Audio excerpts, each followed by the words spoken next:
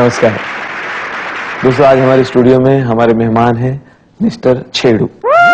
इनका काम है लोगों को छेड़ना, सर किसी को टिंगल करना, उनकी खिंचाई करना। तो आइए छेड़ने पर हम इनसे बातचीत करेंगे। बिल्कुल नया किस्म का इनका पेशा है। तो सर ये बताइए, छेड़ना एग्जैक्टली क्या है? मतलब छेड़ना किसे कहते हैं? छेड़ना यह है कि ये आत्मा की संतुष्टि के लिए है सब जी। सामने वाले को बुरा लगे, हाँ अपनी आत्मा को अच्छा लगे, हाँ जिसको मन किया छेड़ लो, कुछ बोल लो, किसी को डार्लिंग बोल दो, किसी को क्या आइटम है, क्या चल रही है, ये सब करना है। जितनी बदतमीजी की बातें हैं आप बड़ी आसानी से लेते हैं इनको। कोई बदतमीजी नहीं है, ये तो हमारी प्रथा है। कई 100 सालों से यह परंपरा चली आ रही है और हमारे भगवान भी छेड़ा करते थे। हमारे भगवान जी, हाँ हाँ कृष्ण जी गोपियों को छेड़ा करते थे। जी, वो तो छेड़ते थे। गोपियां छेड़वाने आया करती थी। जी जी। जमाना वही वापस आ गया है, आज भी लड़कियां छेड़वाती रहती हैं। अच्छा, हमारा भी नाम भी गोपीनाथ छेड़ा है। गोपीनाथ छेड़ा जी। हाँ। अच्छा गोपीनाथ छेड़ा जी, बताइए ये जो छेड़ने का काम करते हैं उस पेशे में है, ये कब से कर रहे हैं आप? ये तो बहुत साल से कर रहा हूँ। वैसे मैं पैदा हुआ था छेड़ता हुआ, पैदा हुआ नर्स को छेड़ा।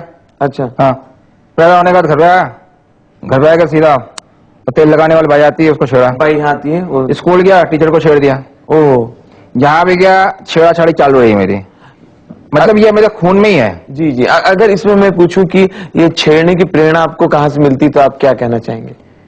ये प्रेरणा तो सामने वाले से मिल जाती है, ऐसी कोई बात नहीं। नहीं नहीं, मैं तो ठीक हूँ, मैं आई एम ऑलराइट। नहीं, आप तो ठीक है, आप वो ठीक है? प्रॉब्लम आपकी नहीं है, जी। प्रॉब्लम हमारी है।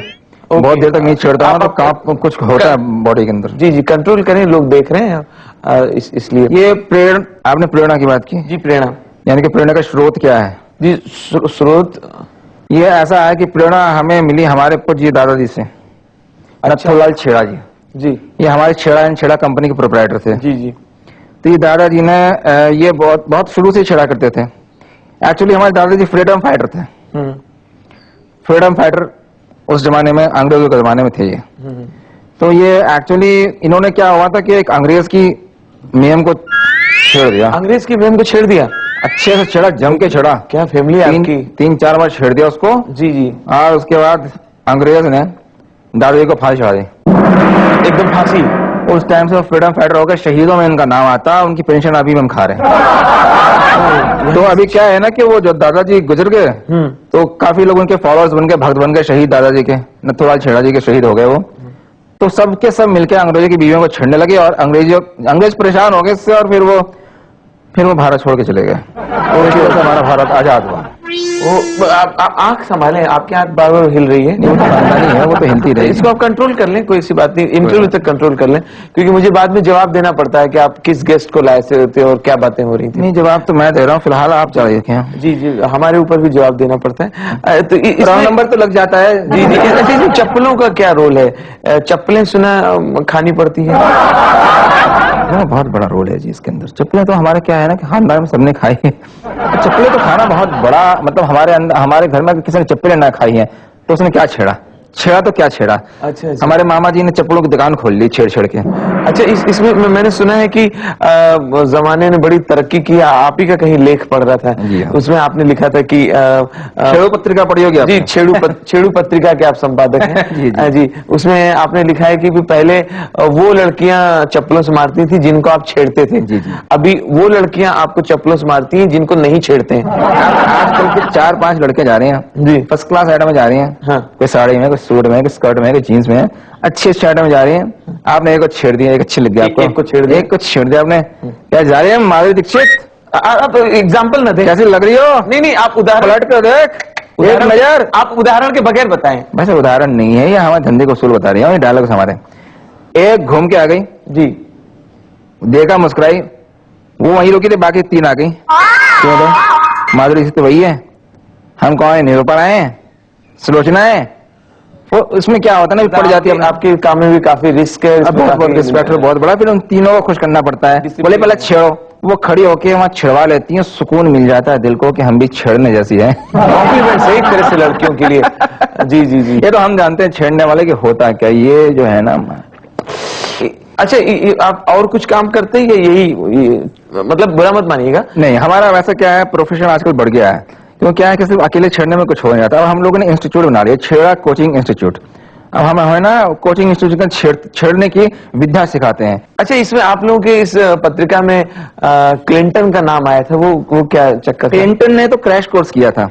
अच्छा। हाँ, वो तो कॉरेस्पॉन्डेंस कोर्स किया था हमारे यहाँ से, क्रैश कोर्स किया था 10 दिन का, और उसने मोनिका को छेड़ा था, लेकिन वो गलती हो गई थी, क्रैश कोर्स किया था, पूरा कोर्स करना चाहिए था, मैंने बोला था उसको। और यहाँ पे क्या है कि ये जो है ना अपना ये आजकल के CEO, corporate sections, bosses secretary को कैसे छेड़े, हम बताते हैं कि सेक्रेटरी को कैसे छेड़े कि सेक्रेटरी कुछ ना कर पाए आपका, ये स्टाइल हम बताते हैं। अच्छा। हाँ, पुलिस वाले लड़कियों को कैसे छेड़े। प्रोफेसर, आपकी आंख आपकी बार बार दब रही है, और क्या ऑडियंस लोग देख रहे होंगे तो कई बार हमारे ऊपर रिपोर्ट हो जाती है। जी जी, आप कुछ कह रहे थे। भाई ऑडियंस से मेरी रिक्वेस्ट है, मेरी आंख पे ना जाए, ये जो है इसका कनेक्शन यहाँ से है, हर धड़कन के साथ ये झपकती है। सो ये हमारा दिल का मामला है, प्लीज आंख को आप बुरा ना माने। तो मैं कह रहा था कि हमारे इंस्टीट्यूट जो है आजकल काफी मतलब ऑथराइज हो गया है, ये नॉन गवर्नमेंटल ऑर्गेनाइजेशन हो गई, एनजीओ जिसको कहते हैं। तो इसके अंदर क्या है ना, आज आप जाएंगे तो पुलिस के महकमे के अंदर भी ना कितने छेड़े गए, वो आते थे पहले 50 छेड़े गए, 100 छेड़े गए, लेकिन अब क्या है, जब से हमारा कोचिंग इंस्टीट्यूट चला है ना, कम से कम 1000 छेड़े गए, 1500 लड़कियों को छेड़ा गया। तो इससे ना हमारा जो है सीना फुल जाता, चौड़ा आता, हमारा नाम जो है ना, दादा का नाम हम लोगों ने रोशन किया बहुत। अच्छा, मैं चलिए आप ही की बात को आगे बढ़ा रहा हूँ। आपने अपने किस्म का बड़ा नया पेशा अख्तियार किया है, जैसे कि भाभी देवर में छेड़खानी चलती थी। आप इसको क्या कहेंगे? देवर और भाभी के बीच में जो छेड़खानी होती है, हंसी मजाक होती है, इसको आप क्या कहेंगे, किस तरह से? ये तो खानदानी है, ये तो हर घर के अंदर है पेशा। लोग तो कहते हैं कि भाई भाभी से नहीं करनी चाहिए, भाभी तो मां समान होती है। हाँ, भाभी मां समान होती है कहते हैं, बराबर है, लेकिन भाभी भाई के बच्चों की मां समान होती है और किसी की मां समान नहीं होती है। तो छाप छेड़ सकते हैं, छेड़ना कोई बुरी बात नहीं है। आजकल छेड़ने को एक बहुत अच्छा फैशन माना गया है, और छेड़ना जो है आपको बताया मैंने, उसकी छेड़ने की हिस्ट्री बता दी। मतलब उसमें एक संतुष्टि मिलती है, हाँ, आत्मा को संतुष्टि मिलती है। जब तक आप ना छेड़ें, आपको ऐसा लगता है आप कुछ छूट रहा है आपके हाथ से, आपके हाथ से कुछ छेड़ा निकल गया किसी चीज का। इसमें मैंने सुना है आप लोगों ने इस कदर तरक्की कर ली कि आपके जो अब बच्चे हैं, यानी नई जनरेशन, हाँ जी जी जी जी जी जी, नई जनरेशन इंटरनेट के जरिए छेड़ रही है। हाँ, इंटरनेट पे लड़के छेड़ रहे हैं। हम लोगों ने इसका कोचिंग इंस्टीट्यूट रखा है, 4 कंप्यूटर लगाए वहां पे, लड़के इंटरनेट पे छेड़ते हैं और लड़कियां इंटरनेट पे बैठती हैं वहां और छड़वा छड़वा के चले जाते हैं खुद। ये बताइए, हमारे स्टूडियो आने से पहले आपने किसके साथ छेड़छाड़ की? अभी 5 मिनट बाद छेड़ा है, फर्स्ट क्लास। कहाँ पे कहाँ पे? गर्मा गर्म इधर ताजा छेड़ा है, बाहर निकल के बैठ लेते हैं ना, टॉयलेट के सामने सोफा है, हाँ, उससे बैठी हुई थी, फर्स्ट क्लास आइटम थी। सोफा बैठी थी, सोफा बैठी थी, गुलाबी रंग की साड़ी पहनी थी, वो पतली सी, फर्स्ट क्लास गोरी से लड़की थी, फर्स्ट क्लास। सफेद सफेद पर्स, सफेद पर्स, दो बच्चे थे साथ? 2 बच्चे थे, लेकिन बच्चों की मान ले गई तो नहीं नहीं, वो उनकी माँ थी। मुझे क्या फर्क पड़ता है यार? अरे आपको फर्क नहीं पड़ता, मुझे फर्क पड़ता है। क्यों? मैं उन बच्चों का बाप हूँ। पूछते क्यों फिर सवाल यार?